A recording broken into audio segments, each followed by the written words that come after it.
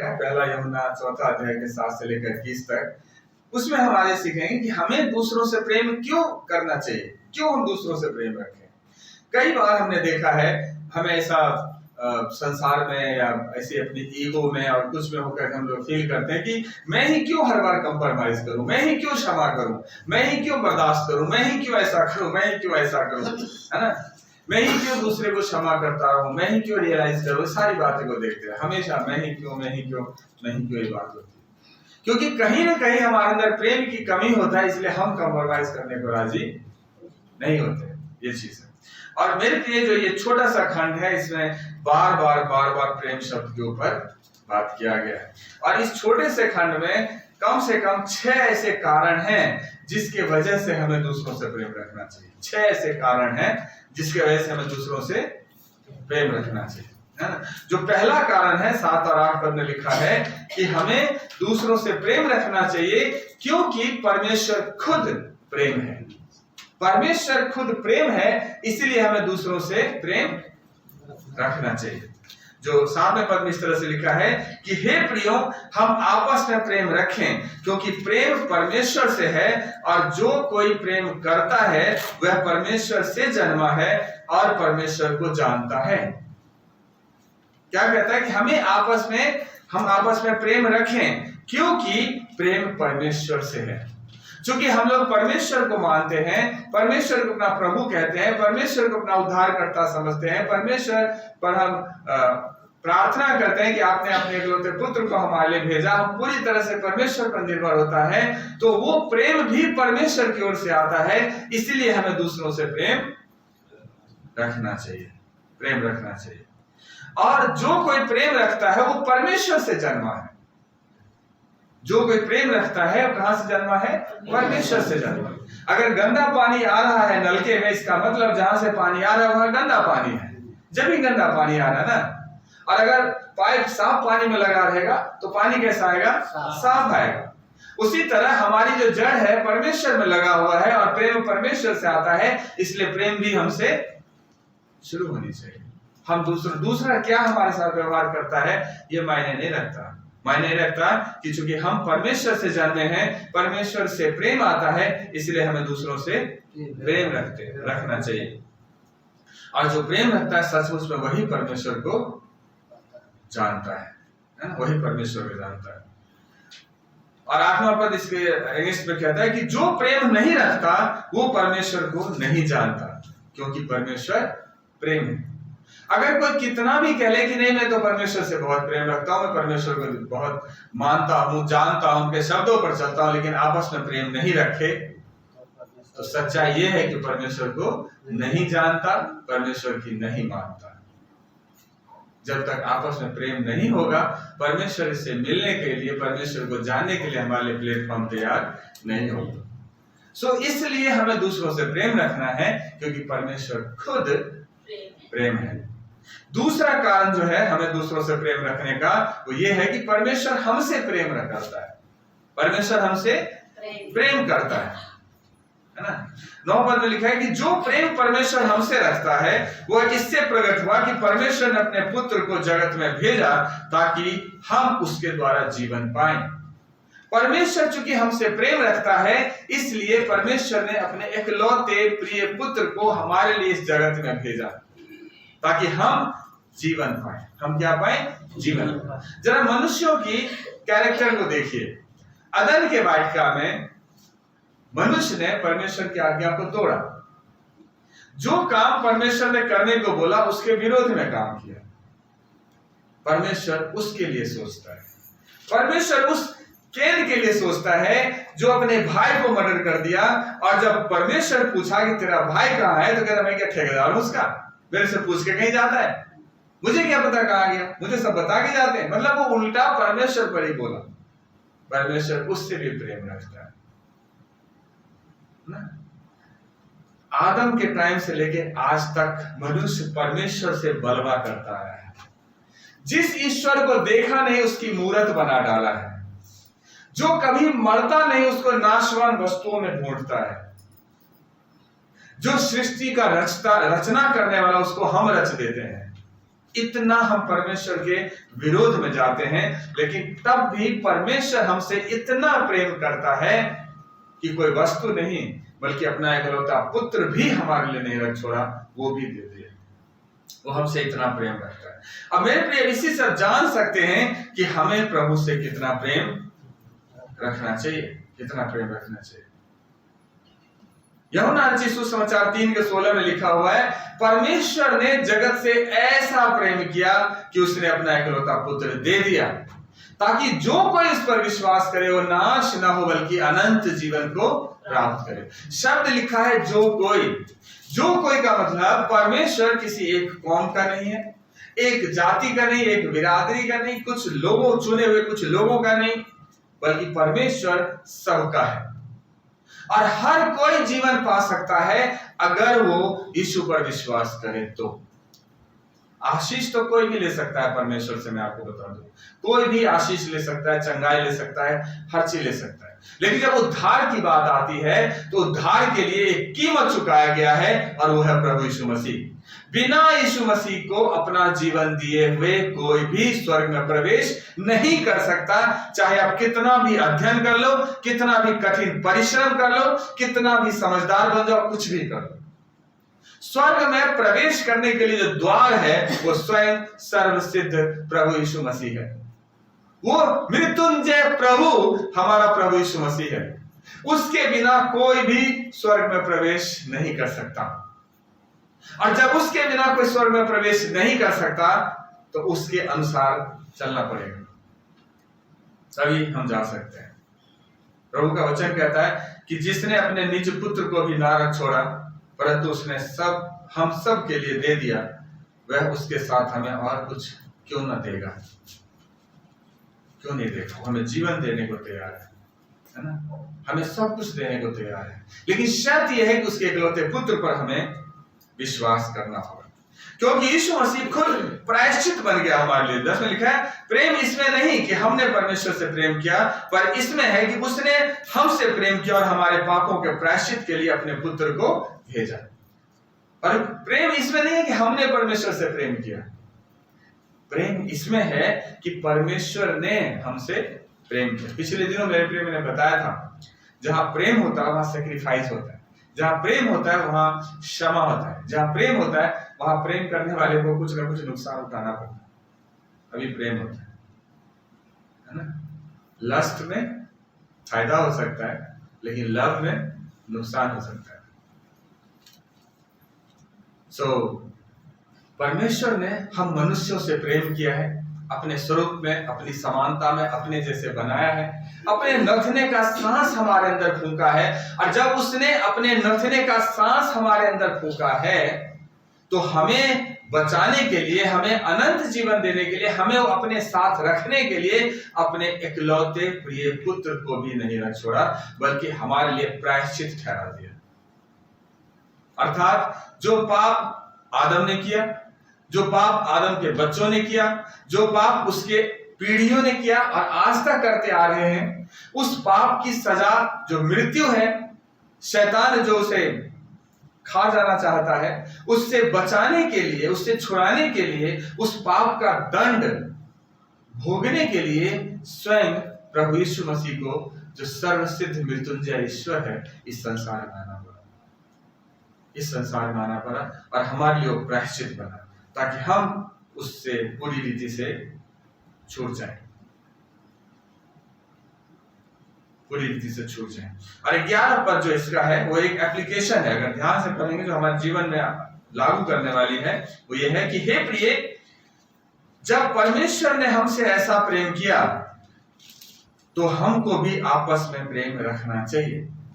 परमेश्वर ने हमसे कैसा प्रेम, हम जब किसी से प्रेम करते हैं, समझाने के लिए हम लोग बात कर सकते हैं, हम जब किसी से प्रेम करते हैं तो क्या करते हैं, कुछ नए कपड़े देते हैं, कुछ पैसे देते हैं, कुछ गिफ्ट देते हैं, या घर बुला के खाना खिला देते हैं, या 150 रुपये जगह दे देते हैं, बस जा। क्या अपना इकलौता बेटा मरने के लिए दे सकते हैं? ऐसा प्रेम कोई कर सकता है? नहीं कर सकता है ना। लेकिन परमेश्वर ने हमसे ऐसा प्रेम किया कि हर चीज तो उसने दिया ही दिया, खाने के लिए, रहने के लिए हर व्यवस्था उसने हमारे लिए कर दिया, है ना। और उसके बाद हमारे शरीर के लिए जितनी चीज जरूरत है सब कुछ को कर दिया। उसके बावजूद भी हमारी आत्मा को बचाने के लिए, हमें बचाने के लिए, हमें अपने साथ रखने के लिए अपने इकलौते पुत्र को भी ना रख छोड़ा, बल्कि क्रूस ऐसी दर्दनाक मौत के लिए दे दिया ताकि हम बच जाएं, हम उस पाप से छूट जाएं। इतना प्रेम परमेश्वर ने हमसे किया।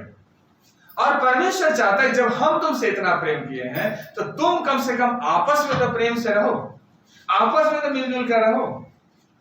और इसलिए मेरे प्रिय जरूरी है कि हम सब आपस में प्रेम करें, क्योंकि सबसे पहले परमेश्वर ने हमसे प्रेम किया है। तीसरी बात है कि जब हम आपस में प्रेम रखेंगे तभी हम इस संसार को प्रभु के बारे में बता सकते हैं। जब तक हम प्रेम नहीं रखेंगे हम कैसे इस संसार को समझा सकते हैं कि परमेश्वर प्रेम रखता है, हमारे जीवन को देखता है। जब आप किसी को प्रभु के बारे में प्रचार करने जाते हो, यहां से पुलपिट पर खड़ा होकर बहुत अच्छा बोल सकते हैं, बहुत मोटिवेशनल बातें कह सकते हैं और अच्छा भी लगता है, लेकिन जब नए लोग होते हैं जो हमारे पास आते हैं, वो सबसे पहले हमारे जीवन को देखता है। हमारे अड़ोस पड़ोस के लोग हमारे जीवन को देखता है। क्या हमारा जीवन उनके जीवन से अलग है? क्या हम भी उन्हीं की तरह लड़ते झगड़ते रहते हैं? क्या हम भी उन्हीं की तरह एक पौवा लगाए और फिर कर दी जो करना था, आजू बाजू सब बराबर? क्या हम भी ऐसे हैं? या हमारे जीवन में वो शांति पाया जाता है जो परमेश्वर का दिया हुआ है? हमारे जीवन में वो प्रेम पाया जाता है जो हमारे पड़ोसी हमारे पीठ के पीछे बड़ाई करता है? हमारे जीवन में वो प्रेम पाया जाता है दूसरा बेशक मुंह पे ना बोले लेकिन पीठ पीछे बोलता है कि बंदा बहुत अच्छा आदमी है, बहुत खरा इंसान है। जब तक हम प्रेम को, परमेश्वर के प्रेम को इस संसार में नहीं बताएंगे, तब तक संसार के लोग परमेश्वर को नहीं मानेंगे। क्यों? कि उनकी नजर में एक नेगेटिविटी है परमेश्वर के बारे में। वो जानते हैं अगर पाप करोगे तो परमेश्वर तुझे मार देगा। वो जानते हैं कि अगर तुम गुनाह करोगे तो परमेश्वर तुझे नरक की आग में डाल देगा। वो परमेश्वर के बारे में अच्छी बातें नहीं जानते, बल्कि परमेश्वर को एक खतरनाक न्यायी, एक क्रूर न्यायी के रूप में लोगों ने प्रस्तुत किया है, जबकि परमेश्वर प्रेमी परमेश्वर है। और इसीलिए यीशु ने कहा कि पिता को कोई नहीं जानता, केवल पुत्र, और जिस पर वो प्रकट करना चाहते प्रकट करता है। और यीशु ने परमेश्वर के प्रेम को दिखाया कि वो क्रूर नहीं है, वो तुमसे प्रेम करता है, इतना प्रेम कि अपने इकलौते पुत्र को कुर्बान करता है तुम्हारे लिए। वो इतना प्रेम करता है कि तेरे सारे गुनाहों को क्षमा करने के लिए तैयार है। वो तुझसे कुछ नहीं चाहता, सिर्फ उसके आज्ञा का पालन करना चाहता है।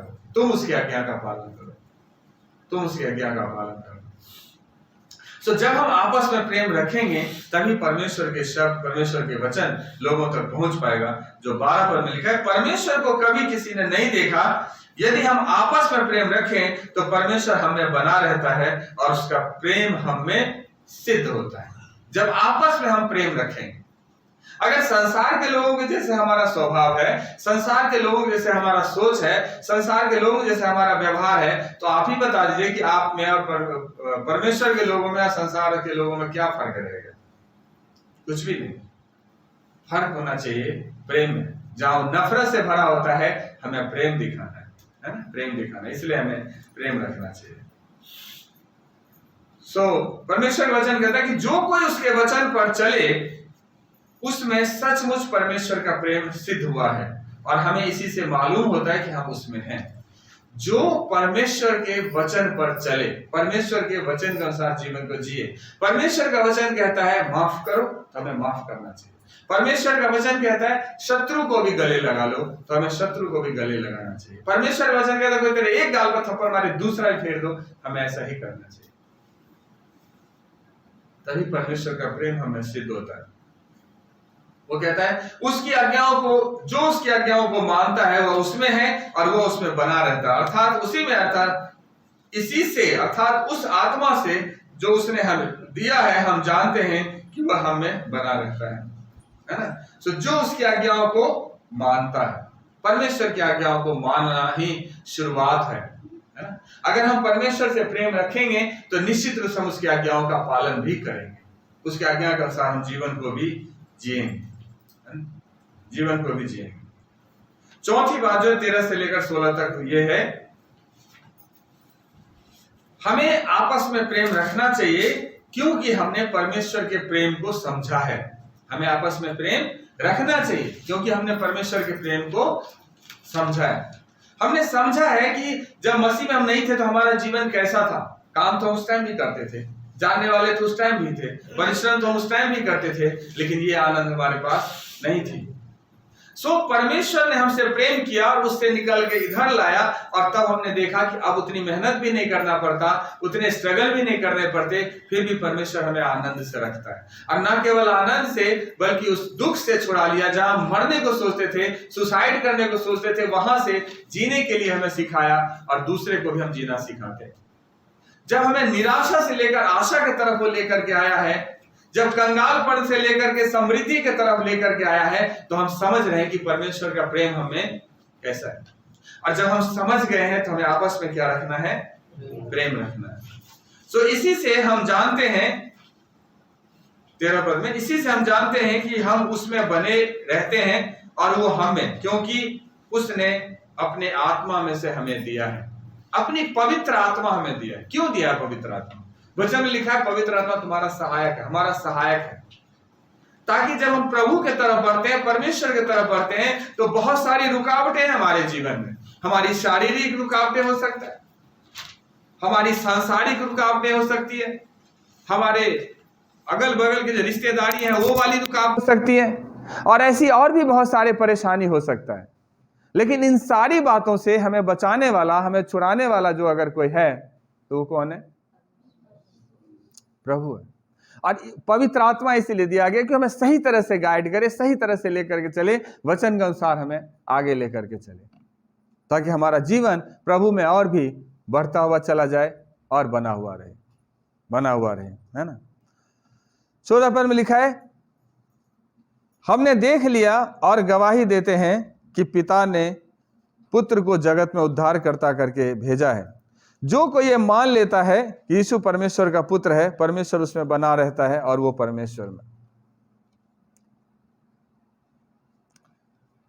परमेश्वर में बने रहने के लिए जरूरत है जो पुत्र को मान लेता है, यीशु को मान लेता है कि वो मेरा प्रभु है, वो मेरा उद्धार करता है। जब वो मान लेता है तो उसमें पुत्र को जब मान लेता है तो पिता की आत्मा उसमें बनी रहती, पिता में बने रहते। लिखा है, जो उसकी आज्ञाओं को मानता है वह उसमें और वह उनमें बना रहता है।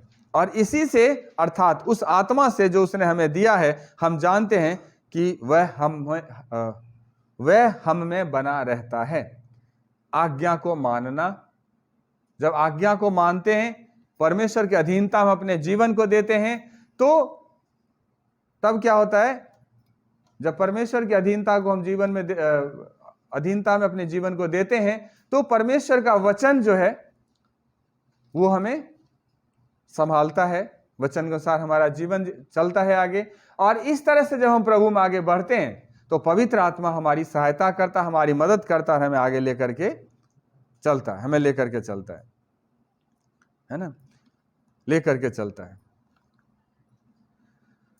जरूरी है कि हम प्रभु को माने कि प्रभु कौन है, यीशु मसीह कौन है। और जब उन बातों को हम मानते हैं तब जाकर के हमारा जीवन प्रभु में और भी अधिकाई से बढ़ता है।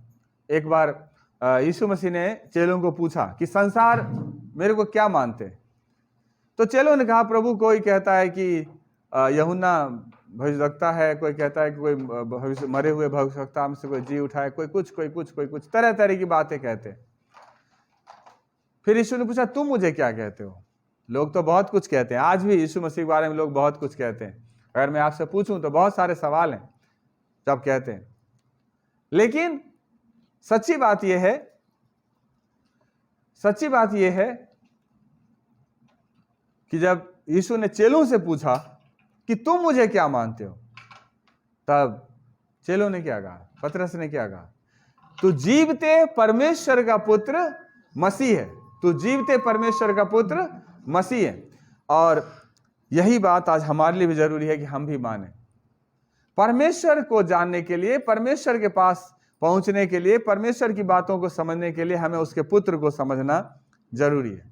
और जब तक हम उसके पुत्र को नहीं समझेंगे तब तक हम उसे नहीं समझ पाएंगे। चलिए,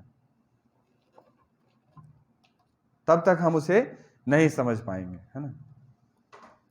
16 पद इस तरह से कहता है, जो प्रेम परमेश्वर हमसे रखता है उसको हम जान गए हैं, हमें उसकी प्रतीति है, परमेश्वर प्रेम है और जो प्रेम में बना रहता है वह परमेश्वर में बना रहता है और प्रेम उसमें बना रहता है ना।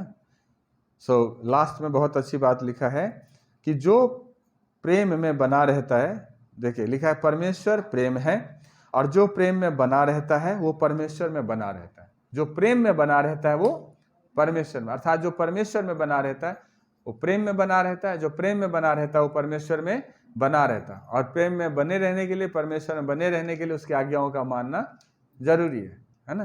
तब हम उसमें बने रहेंगे, तब हम उसमें बने रहेंगे। और 17 से 18 तक जो पांचवी बात यह है कि प्रेम हमें दूसरों से करना है, क्योंकि प्रेम जो है डर को खत्म कर देता है, डर को दूर कर देता है। प्रेम क्या करता है? डर को दूर कर देता है। जहां प्रेम होता है वहां डर नहीं होता है। हमने एक बार पढ़ा था, एक महापुरुष थे, बहुत सिद्ध पुरुष थे, वो जंगल से जा रहे थे, एक डाकू ने उन्हें घेर लिया और बोला कि हम तुझे जान से मार देंगे, है ना। ठहरो ठहरो करके बोला, तो सिद्ध पुरुष ने बोला कि मैं तो ठहर गया, तू कब ठहरेगा। और तब उस डाकू ने सोचा कि आज तक मेरी आवाज़ सुनकर, मेरी शक्ल देखकर अच्छे अच्छों की हालत खराब हो जाती है, लेकिन तुम्हें डर क्यों नहीं लगा। कारण ये था कि वो पुरुष प्रेम को जान चुका था, प्रेम को पकड़ चुका था, और उस प्रेम की वजह से उसका डर उसमें से खत्म हो गया था। और हम दानियल के किताब को पढ़ते हैं तो वहां देखते हैं शेर के मांद में दानियल को डाल दिया गया, लेकिन दानियल प्रार्थना कर रहा है, शेर से मुकाबला नहीं कर रहा, है ना। शेर से वाद विवाद नहीं कर रहा है, शेर के सामने लड़ने के लिए खड़ा नहीं है, बल्कि परमेश्वर से प्रार्थना करता है, क्योंकि वो प्रेम को जान चुका है कि परमेश्वर है जो अपना दूत भेज करके मुझे बचा लेता है।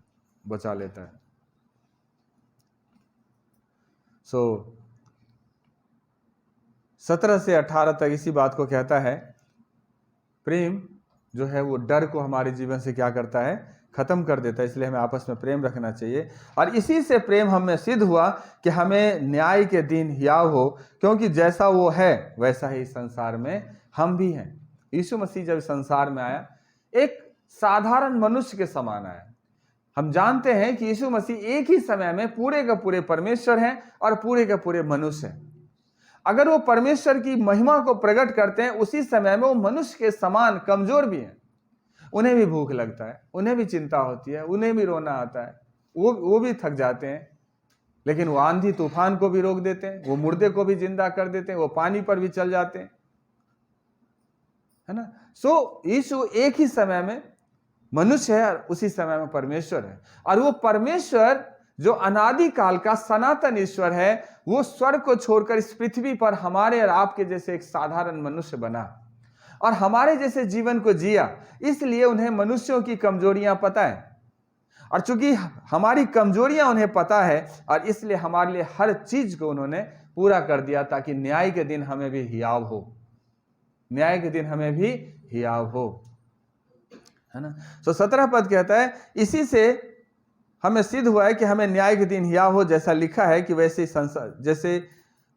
ही संसार में हम भी हैं जैसा वो है। प्रेम में भय नहीं होता, वरन सिद्ध प्रेम भय को दूर कर देता है, क्योंकि भय से कष्ट होता है, पर जो भय करता है वह प्रेम में सिद्ध नहीं हुआ। भय, डर, है ना। परमेश्वर का हमें आदर करना चाहिए, रिस्पेक्ट करना चाहिए, है ना। उनसे एक सम्मान रूपी डर होनी चाहिए। ये डर नहीं होना चाहिए कि अगर मैं गलती करूंगा तो मुझे नरक की आग में झोंक देगा।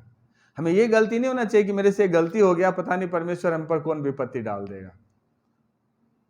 परमेश्वर हमसे बेहद प्रेम करता है और हमें बचाने के लिए ही तो अपने इकलौते पुत्र को उसने दिया है, और इस कॉन्सेप्ट को हमें समझना जरूरी है। इसीलिए इसी यूहन्ने के पहला यूहन्ना के 2 के 28 में इस तरह से लिखा है, हे बालकों, बच्चे, हे बालकों, उसमें बने रहो कि जब वह प्रकट हो तो हमें हियाव हो और हम उसके आने पर उसके सामने लज्जित ना हो। हमें हियाव हो, जब वो आए तो हमें क्या हो? हियाव हो, हिम्मत हो। इसलिए उसमें बने रहो, और उसमें बने रहने के लिए उसकी आज्ञाओं का पालन जरूरी है। एक सच्चा प्रेम जो होता है वो डर को खत्म कर देता है। और इसलिए परमेश्वर का वचन कहता है कि परमेश्वर ने हमें भय की नहीं पर सामर्थ, प्रेम, संयम की आत्मा दिया है। परमेश्वर ने हमें डर की आत्मा नहीं दिया, बल्कि कैसी आत्मा दिया है? सामर्थ का, प्रेम का और संयम का आत्मा दिया है। संयम का आत्मा दिया है। हमें लेपालकपन की आत्मा दी गई है, ताकि हम पिता को हे अब्बा, हे पिता कहकर हम उसे बुलाते हैं। लेपालकपन की आत्मा दी गई है ना? इसलिए उस आत्मा के अनुसार हमें अपने जीवन को जीना है, ना कि डर में जीना है। लास्ट बात जो है 19 से लेकर 21 तक, हमें दूसरों से प्रेम रखना चाहिए, क्योंकि हम परमेश्वर से प्रेम करते हैं। क्योंकि हम परमेश्वर से प्रेम करते, इसलिए हमें दूसरों से भी प्रेम करने चाहिए। और 19 पद में इस तरह से लिखा है, हम इसलिए प्रेम करते हैं कि पहले उसने हमसे प्रेम किया। परमेश्वर ने सबसे पहले हमसे प्रेम किया। आज भी हमारी जो दशा थी मसीह के पहले या मसीह में आने से पहले, हम सब जानते हैं, हम जितने भी धर्म के काम करते थे वो सारे काम परमेश्वर के विरोध में, परमेश्वर के इच्छा के विरोध में, परमेश्वर के सोच के विरोध में था, जब हम मसीह में नहीं थे। और दाऊद भी कहता है कि हमारे सारे धर्म के काम मैले चिथरे कपड़ों के समान है। मैले चिथरे कपड़ों के समान है हमारे धर्म के काम ऐसे थे, क्योंकि हमने अविनाशी परमेश्वर को नाशवान वस्तु में ढूंढना शुरू कर दिया था। हमने सनातन परमेश्वर को, है ना, ऐसी वस्तु में ढूंढना शुरू कर दिया था जो नाश हो जाता है। जीवित ईश्वर को निर्जीव वस्तु में हमने ढूंढना शुरू कर दिया था, और ये सब परमेश्वर के विरोध में। परमेश्वर वचन क्लियर शब्दों में कहता है, परमेश्वर का आज तक किसी ने नहीं देखा, और जिसको हमने देखा नहीं उसकी हमने मूर्त बना दिया, है ना, और उसको हमने पूजा। ये भी परमेश्वर के विरोध में हमने काम किया। अरे जब हमने उसको देखा नहीं तो उसकी शक्ल बनाए कैसे, है ना, ये सारी बातें। और लेकिन तब भी परमेश्वर ने हमसे प्रेम किया और अपने एकलौते पुत्र को दिया। और आज चूंकि परमेश्वर के प्रेम की वजह से ही हम सब यहाँ इकट्ठे हुए हैं, ताकि हम परमेश्वर से प्रेम करें। परमेश्वर से 20 और 21 इस तरह से लिखा है, यदि कोई कहे कि मैं परमेश्वर से प्रेम रखता हूं और अपने भाई से बैर रखे तो झूठा है। देखिए वचन कितने क्लियर शब्दों में कहता है। अगर कोई ये कहता है कि मैं परमेश्वर से प्रेम रखता हूं, लेकिन आपस में बैर रखे, आपस में मेल मिलाप ना रहे, आपस में प्रेम ना रखे, आपस में एक दूसरे की शक्ल देखना पसंद ना करे, और कहे कि मैं तो परमेश्वर से बहुत प्रेम करता हूं, तो वो क्या है? झूठा है।